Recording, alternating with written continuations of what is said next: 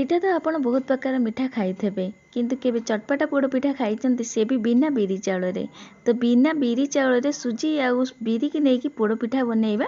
तो प्रथम बिरी की बतुरे की भल भाव बाटी दबा तादे सुजी देकी भल भाव छाड़ीदबा फेणी की घंटे रू 2 घंटा जाए या रेस्ट करिया छाड़ीदबा। सुजी आ बिरी भल भाव फुली गला बाकी जिनस देवा जहाँकि आम एटा चटपटा बनइबा। काटिकी नहीं कोरा नड़िया कटा नड़िया पियाज गाजर किसी अदा किसी कंचा लंका खिसमिश चेरी सब जिन को देकी भल भाव मिसई नबा। पिठा को आप एमती भी करपारती कि आउ टे टेस्टी बनवाई आप छुंक रेडी करनबा।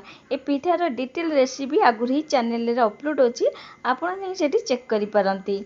तो ये देखो गोटे केक टिन रे बढ़िया भाव तेल मारिकी बटर पेपर देदेबा। तापर पिठार जिते आणगुरा सब पिठा को पोड़ी होगा मैंने बेक होगा छाड़ा पिठा को 30 ରୁ 40 मिनट जाए पोड़ी होगा छाड़ा।